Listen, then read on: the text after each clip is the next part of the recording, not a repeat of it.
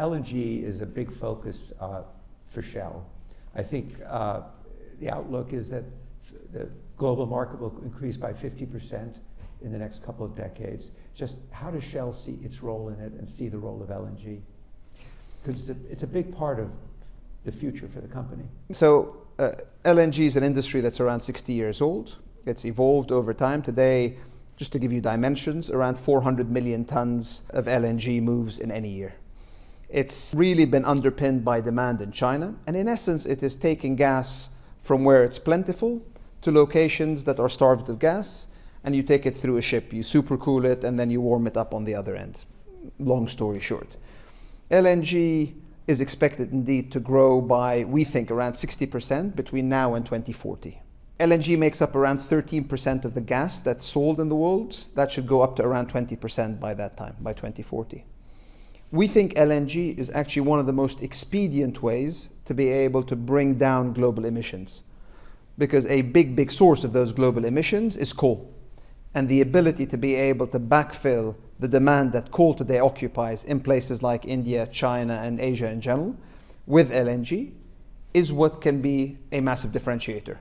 Actually, one of the biggest reasons that US emissions came down over the years was the shift from coal to gas. Maybe the biggest. The biggest, yeah. And then similarly, you see the same in Asia today. Right. Shell has been in this industry from day one. We owned the first ship that took LNG across borders at that point in time. Today, we are the largest international oil company, international energy company playing in this space. So to give you a sense, we trade around 70 million tons of those 400 million tons. We're growing by around 4 to 5% every year between now and 2030, and we have a number of projects. You've mentioned LNG Canada. We have Qatari projects coming up, Abu Dhabi, major development, Nigeria, and so on.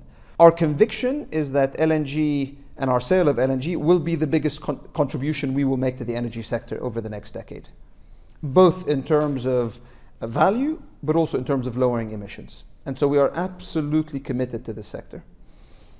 That's a very big statement, I mean, in terms of its role in your overall strategy. Absolutely.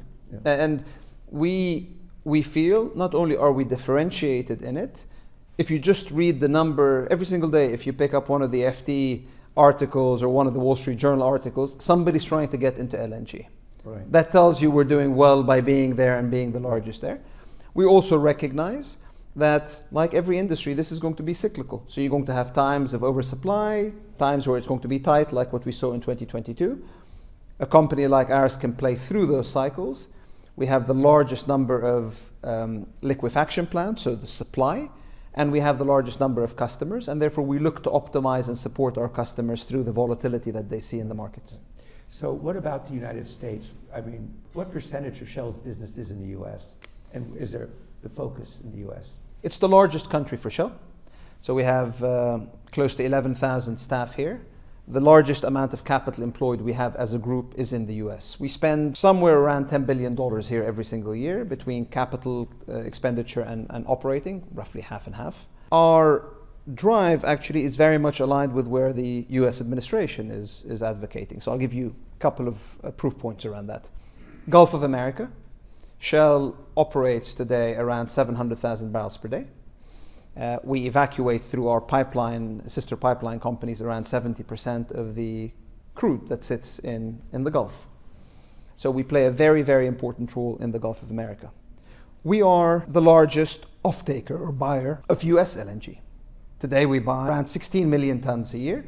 Just to put it into perspective, we buy as Shell more than Spain, Italy, Germany, and France put together.